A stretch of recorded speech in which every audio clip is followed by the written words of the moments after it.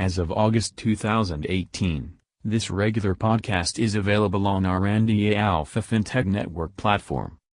We share several famous inspirational stock market quotes by Warren Buffett, Peter Lynch, Benjamin Graham, Benjamin Franklin, Philip Fisher, and Michael Jensen. Price is what you pay. Value is what you get. We should be fearful when others are greedy, and we should be greedy when others are fearful. It is far better to buy a wonderful company at a fair price, than a fair company at a wonderful price. Great investment opportunities arise when unusual circumstances cause the share price misappraisal of excellent companies. Everyone has the brain power to follow the stock market. We need to know not only what stocks we own, but also why we want to own them in the first place. The individual investor should act consistently as an investor and not as a speculator. An investment in knowledge pays the best interest. The stock market is full of individuals who know the price of everything, but the value of nothing. Average investors who try to trade often will only make their brokers rich. Investors must draw a distinction between a good company and a good stock. After all, one can buy a good stock but may end up paying too much for it. In an exclusive interview with Bloomberg, President Trump criticizes the World Trade Organization, WTO, proposes indexing capital gains taxes to inflation for U.S. investors, and then expresses no regrets over appointing the new Fed Chairman Jerome Powell. Trump points out that WTO rules have been an unfair trade deal for America because the U.S. often has to respond passively to assuage many WTO complaints and concerns. When Trump comes into office, America reverses the U.S. long-term disadvantage and starts to win trade lawsuits because the Trump administration threatens to withdraw America from the WTO if the Geneva International Organization declines to shape up. Meanwhile, Trump indicates that Canada may or may not continue to be part of the NAFTA trade deal. Moreover, Trump rejects the European Union's trade proposal to eliminate tariffs on automobiles. In the same exclusive interview with Bloomberg, President Trump proposes indexing capital gains taxes to inflation, and this change would slash taxes for investors when they sell assets such as stocks, bonds, and real estate properties. This index adjusts the original purchase price for inflation and so helps spur job creation and economic growth because investors would face minimal taxes on erroneous phantom income. These real tax cuts benefit small to medium enterprises, SMEs, owners, founders, and entrepreneurs. National Economic Council top economic advisor Larry Kudlow indicates that the Trump administration hopes to bypass Congress to implement this expansionary tax policy. Trump opponents contend that this additional fiscal stimulus may exacerbate economic inequality in America. In accordance with the grand notion of central bank independence, President Trump likes and respects Powell as the Fed chairman who should be free from political influence. Trump expresses no regrets over appointing Powell to succeed Yellen in the Federal Reserve System's top post. However, Trump hints to the new Fed chair that he should help accommodate U.S. economic affairs during the current interest rate hike. In fact, Trump expects the greenback to stabilize within reasonable bounds as the Fed chairman pencils in some further interest rate hikes in September and December 2018. This interest rate hike can continue its current cycle until December 2019 as the core CPI inflation rate surges past the neutral 2% target. President Trump and his Republican senators and supporters praise the recent economic revival of most American counties. The Economist highlights a trifecta of plausible explanations for better economic fortunes during the current Trump administration. First, some traditional industries that specialize in the extraction of non-renewable resources such as petroleum, natural gas, and even water grow faster than the overall U.S. economy. In fact, these labor-intensive industries tend to concentrate in conservative parts of the American political spectrum. Second, the U.S. economy improves in the latter stages of an economic boom when firms tend to hire more low-skill workers. This trend may favor Trumpier cities and towns. Third, investor confidence among Trump supporters provides a psychological boost to household consumption and firm-specific investment in the form of both mergers and acquisitions and capital expenditures. This positive investor sentiment can drive gradual increases in real macro variables such as economic output, employment, and capital accumulation. A recent poll by Ipsos shows that 66% of Republicans feel more comfortable to make major purchases than 6 months ago, whereas only 44% of Democrats feel the same way. In comparison, the recent McKinsey report delves into the current status of world economic affairs about a decade after the global financial crisis. Several key punchlines arise from this broader context. First, global debt continues to grow as the aggregate debt of governments, non-financial corporations, and households has grown by $72 trillion since late 2007. Also, the global debt-to-GDP ratio has grown from 207% to 236%. Second, government debt more than doubles from $29 trillion to $60 trillion while corporate debt also soars from $37 trillion to $66 trillion due to low interest rates. Household debt declines as a proportion of GDP in America, Britain, and Germany, but this household debt-to-GDP ratio increases in several other OECD countries such as Australia and Canada. On balance, global household debt grows from $31 trillion to $43 trillion from late 2008 to mid-2018. Third, many banks experience greater core capital strength as the core equity ratio rises from less than 4% in America and Europe to more than 15% in early 2018. Most banks thus have become less profitable with much lower ROEs and ROAs. In effect, financial contagion becomes less likely as a result of sharp cross-border capital retreat from $13 trillion in late 2007 to $6 trillion in early 2018. The McKinsey report points out that corporate debt growth gives cause for pause, especially in the Chinese real estate industry. Geopolitical tensions and flashpoints now span the nationalist movements that shed skeptical light on rules, regulations, and free trade agreements. President Trump warns Google, Facebook, and Twitter that these tech titans now tread on troublesome territory. Specifically, Trump accuses Google of rigging search results for Trump news in the form of partisan biases against him. Anecdotal evidence suggests that Google tends to present more aggressive left-wing news stories from CNN, CNBC, Bloomberg, Time, Reuters, Washington Post, New York Times, and so forth, but not from right-wing outlets such as Fox, Forbes, Wall Street Journal, and National Review.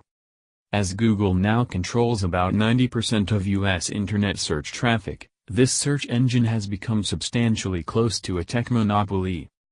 Google's current online search market dominance may cause anti-competitive ripple effects on several other search engines such as Bing, Baidu, and Yahoo.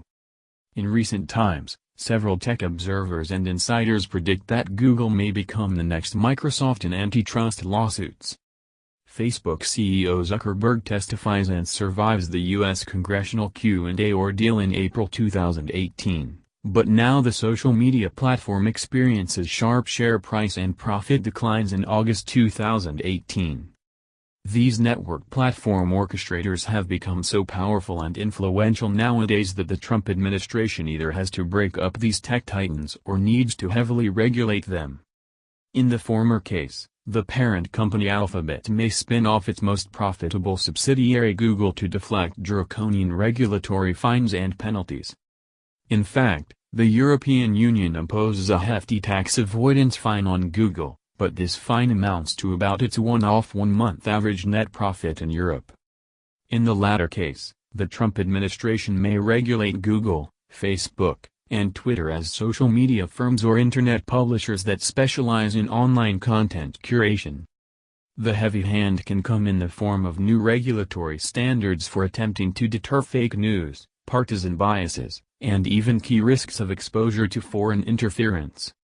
However, raising the bar inadvertently erects barriers to entry and then further reinforces their technological dominance.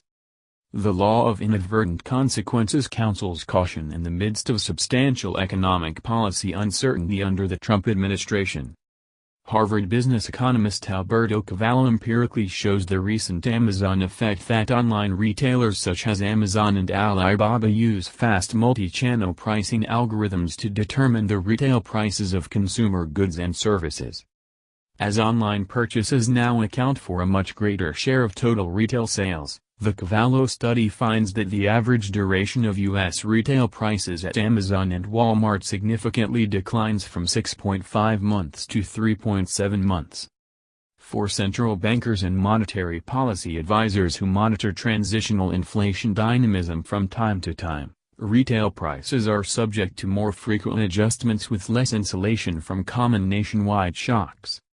Amazon and Alibaba can now apply smart pricing algorithms to take into account energy prices, exchange rate fluctuations, and other forces that might affect both production and delivery costs.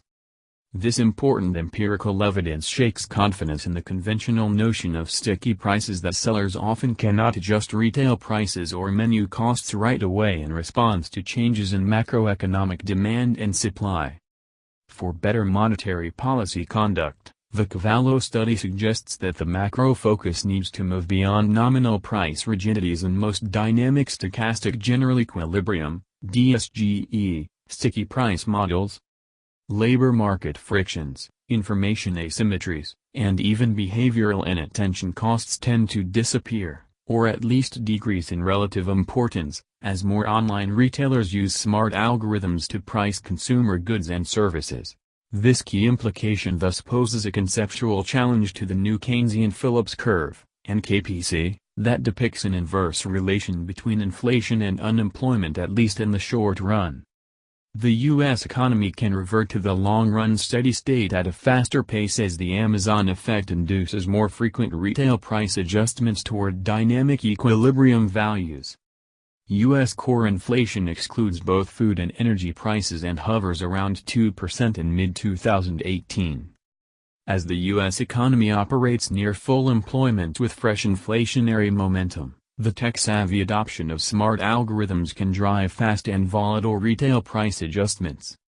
The Federal Reserve hence needs to consider further interest rate hikes to curb inflation in time. In light of Trump tax cuts, infrastructure expenditures, and tariffs on imports from China, Canada, Europe, and Mexico, this monetary policy coordination accords with the Federal Reserve's congressional dual mandate of both maximum employment and price stability. President Trump criticizes Fed Chair Jerome Powell for accelerating his current interest rate hike with greater greenback strength and less impressive economic growth. This criticism overshadows the murky independence of the U.S. Federal Reserve System. Monetary policy independence often contributes to the real effects of incremental interest rate adjustments on macroeconomic output, employment, and capital investment. This political independence is important with respect to the Lucas-Sargent-Wallace monetary invariance principle. This monetary invariance principle suggests that if only unpredictable money supply changes move real economic variance, monetary policy decisions that generate systematic or predictable variation in money supply would have no real impact on economic variance such as output, employment, and consumption. The subsequent relevant real business cycle, RBC, model variants play a key role in the analysis of time inconsistency of optimal monetary policy conduct. Central bank independence and credibility thus become important institutional determinants of what constitutes effective monetary policy decisions. A recent Oxford economics research note by Alberto Alesina and Larry Summers affirms the empirical fact that most OECD countries experience high inflation, and maybe high unemployment, with subpar monetary policy independence. Past examples of political influence over monetary policy decisions relate to the Nixon and Bush administrations. For instance, President Nixon swapped out former Fed Chair William McChesney Martin with his presidential pick Arthur Burns. The Nixon tapes revealed numerous conversations between Nixon and Burns where Nixon required the new Fed chairman to keep low interest rates to help maintain high employment in the 1970s. Nixon even indicated to his economic advisers that the administration could tolerate inflation but not high unemployment.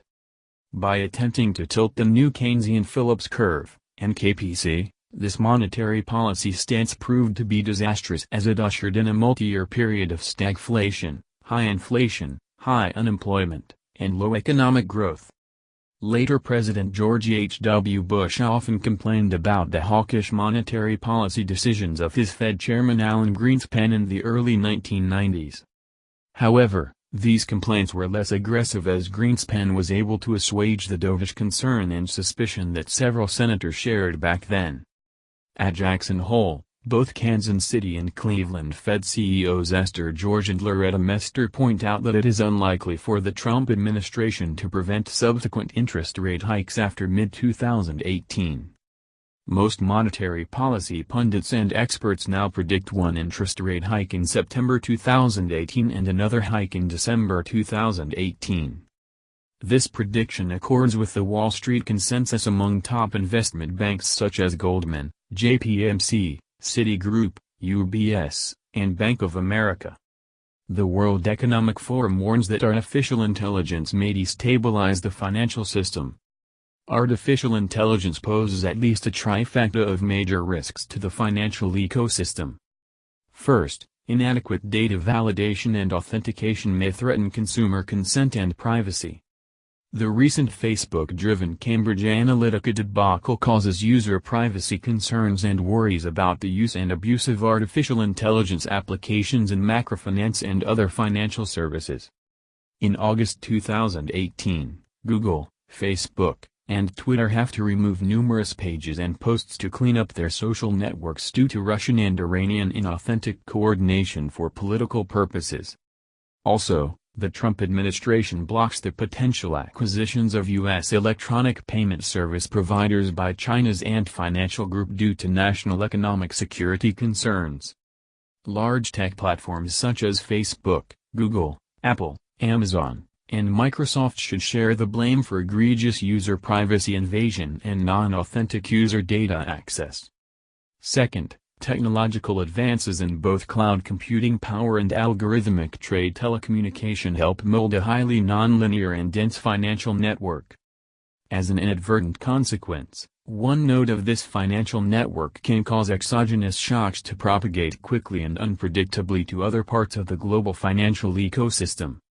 Typical examples include the U.S. subprime mortgage crisis and the European sovereign debt crisis with severe socio-economic malaise throughout the global economic recession from 2008 to 2012.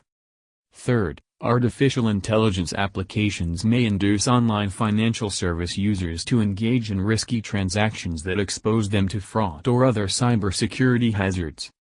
For instance, Bitcoin, Ethereum, Litecoin, and other cryptocurrencies exhibit highly volatile price fluctuations and hefty touchy barriers to entry.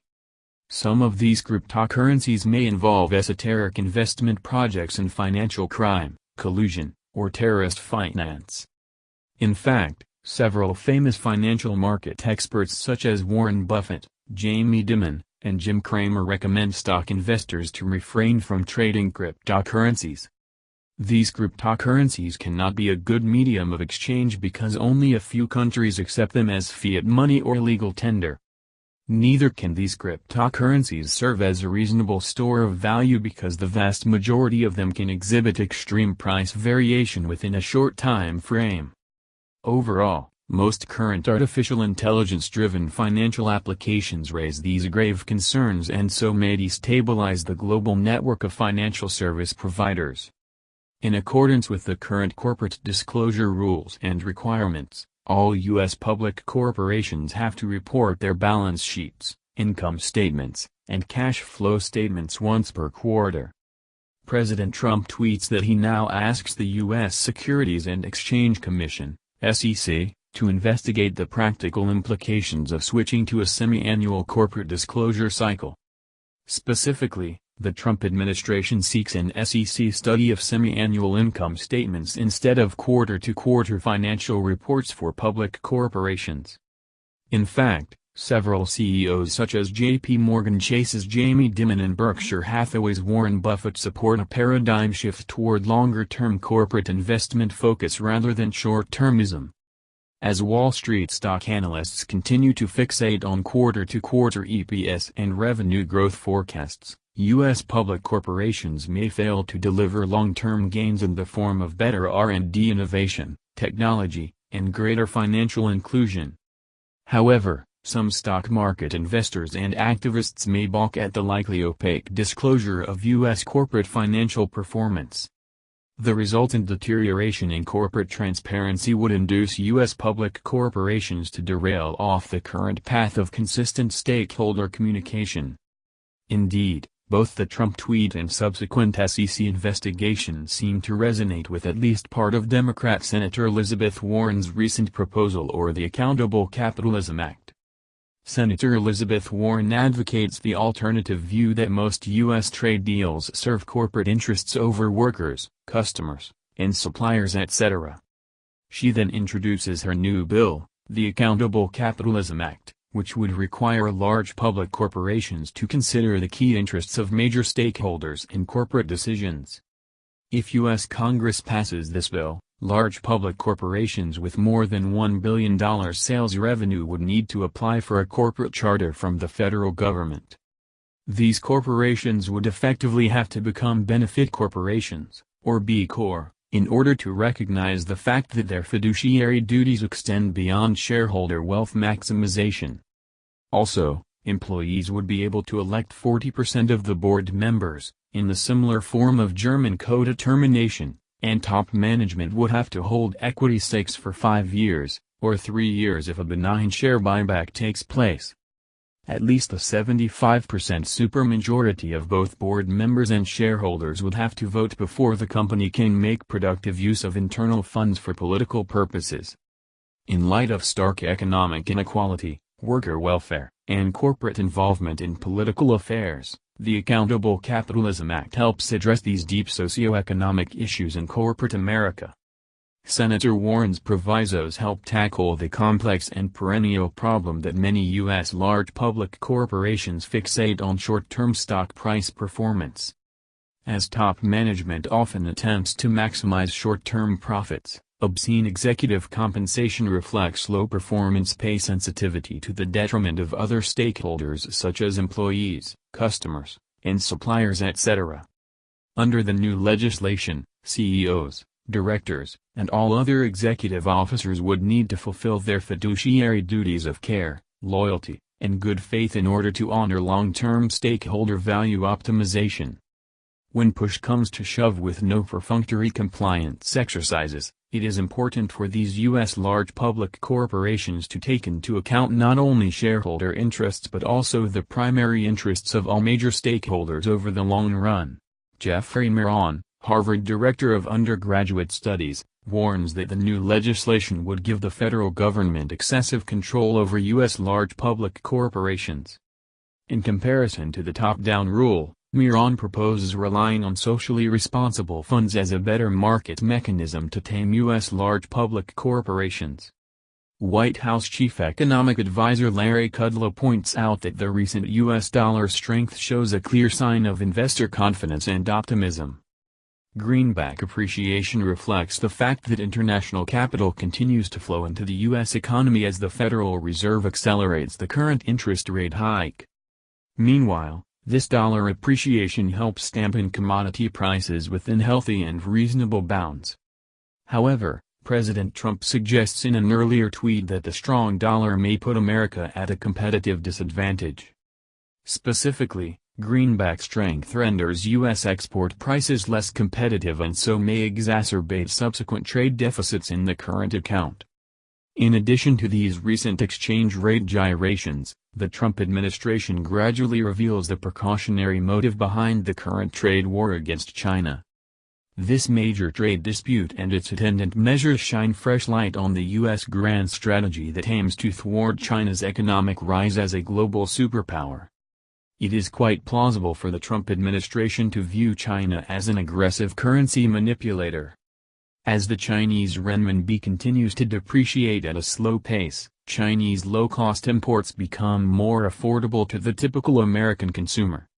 For these strategic reasons, the Trump administration needs to re-engage Chinese diplomats and economists in the next round of bilateral trade negotiations.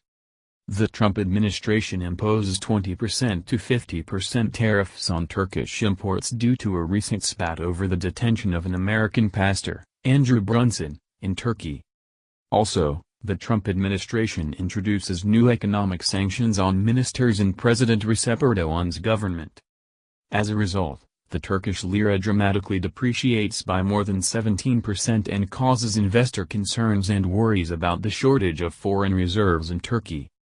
In fact, the Turkish lira has lost about 40% foreign exchange value against the greenback in the interim period from early 2018 to August 2018.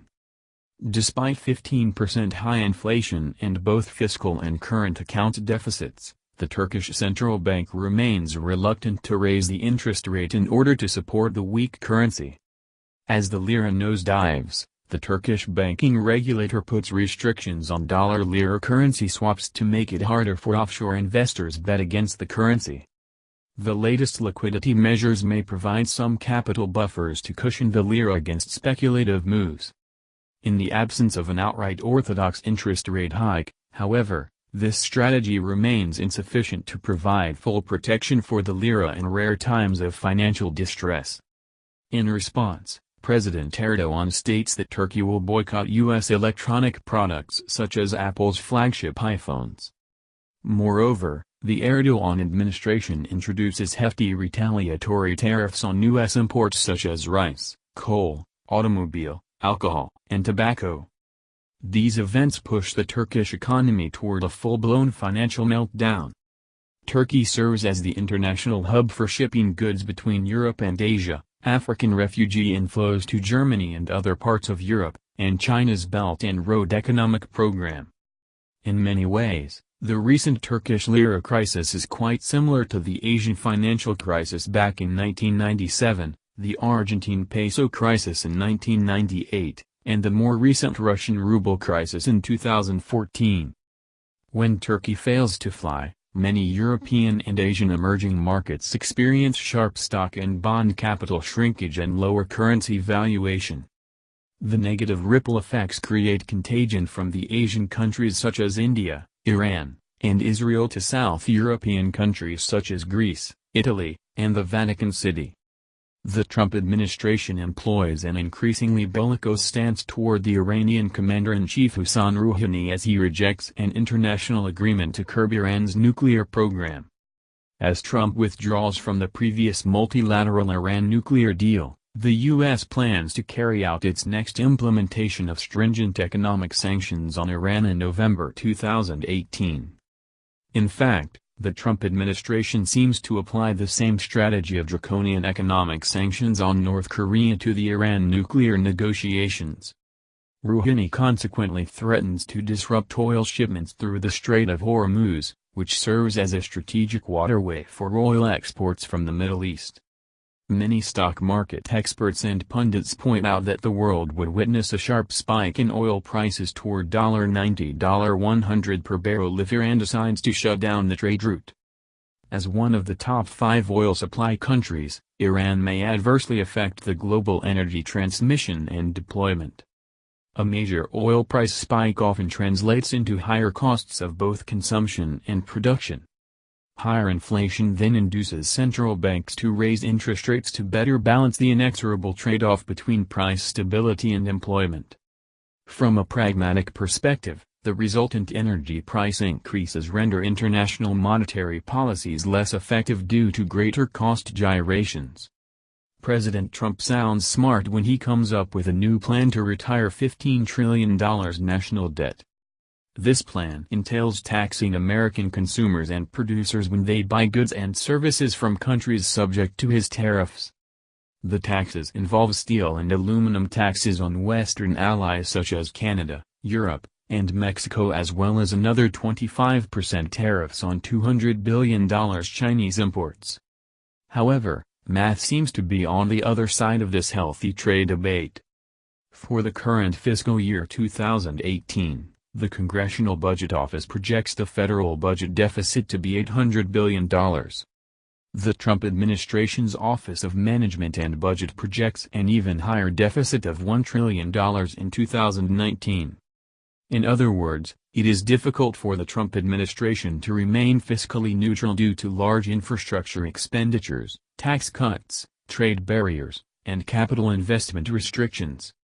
The new Trump tariffs may bring in about $100 billion in light of stable macroeconomic demand for imports from Canada, China, Europe, and Mexico. In this negative light, the Trump administration may not be able to curtail the current budget deficit. In order for the Trump administration to balance the current U.S. budget, it would require imposing 40% tariffs on almost all $2 trillion U.S. imports. The American dream of total national debt elimination thus seems remote. In the alternative positive light, it is still plausible for the Trump administration to attain fiscal neutrality in the medium term. If the Trump administration successfully boosts 2.5% real GDP economic growth to 3% or above by 2020, the annual U.S. fiscal revenue may increase from $4.5 trillion to $5.4 trillion. The additional $900 billion fiscal intake can then offset the current U.S. budget deficit. In other words, these pro forma calculations suggest that whether Trump can keep his promise to retire national debt depends on medium-term real GDP economic revival. Overall, 3% plus real GDP economic growth determines whether President Trump can fulfill his economic MAGA mantra. J.P. Morgan Chase CEO Jamie Dimon sees great potential for 10-year government bond yields to rise to 5%. In comparison to the current 3% 10-year government bond yield. This bullish perspective reduces the relative likelihood of U.S. yield curve inversion that indicates a negative term spread between short-term and long-term Treasury bond yields.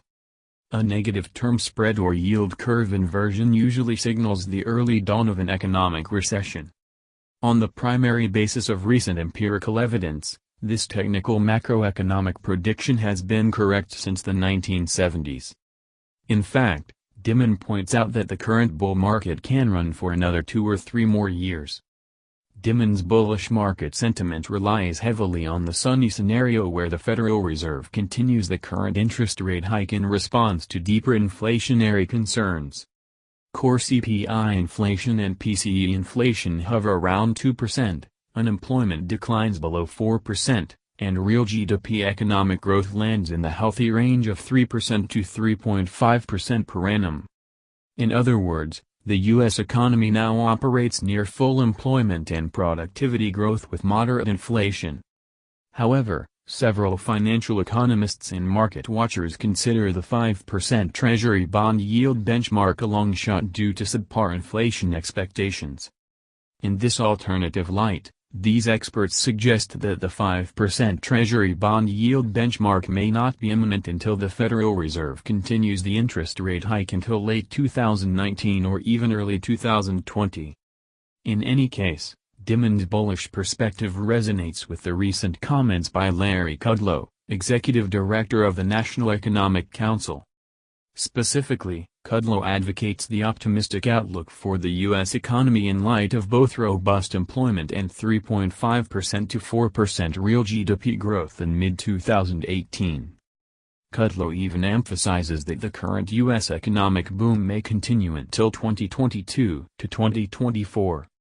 Overall, these fundamental factors contribute to upbeat investor sentiments toward the current economic boom in America. The Trump administration escalates the current Sino-American trade war by imposing 25% tariffs on $200 billion Chinese imports. These tariffs encompass food products, chemical products, steel and aluminum goods, and other consumer goods from pet food and furniture to car tires, bicycles, baseball gloves, and beauty products. U.S. Commerce Secretary Wilbur Ross points out that these non-cataclysmic tariffs amount to less than 1% of China's real GDP economic growth. In response, China prepares to retaliate by introducing 5% to 25% tariffs on about $60 billion U.S. exports. China's chief diplomat suggests that any U.S. unilateral threat or blackmail will only intensify Sino-American trade conflicts with severe damage to the economic interests of all parties. Among other trade tools, the Trump administration now uses tariffs and duties to push China to abandon unfair practices in order to reach a new trade deal. The Trump administration aims to balance its desire to force the Xi administration back to the negotiating table with joint efforts to avoid escalation in the current Sino-U.S. trade war. U.S. Trade Reps urge China to address the long-standing U.S. Trade Act Section 301 concerns about Chinese unfair practices such as patent, copyright, and trademark infringement and other intellectual property theft. Apple becomes the first company to reach the $1 trillion stock market valuation. The tech titan sells about the same number of smartphones or 41 million iPhones and other mobile devices in 2018 Q2 in comparison to 2017 Q2. Thanks to its flagship iPhone X, Apple substantially boosts the average price per unit to $724. Due to this higher average price per unit, Apple rakes into $11.5 billion net profits in 2018 Q2. Apple's iPhones remain its most important products and account for about 60% of total revenue. Total sales grow 17% to $53.3 billion with a healthy EPS of $2.20 per share. Services sales also grow 31% to $9.6 billion, so this trend is on track for services sales to double by 2020. Also, Apple sits on more than $240 billion cash stockpiles and now plans to return to its shareholders in the form of $100 billion share repurchases. In response, the stock market rewards this outperformance with a whopping 5% share price increase. Apple's ascent beyond $1 trillion in market value further confirms a remarkable turnaround from the brink of bankruptcy about 2 decades ago. Meanwhile, Apple CEO Tim Cook needs to evaluate the effect of new tariffs on Chinese imports that may affect Apple Watch sales in recent consultation with the Trump administration.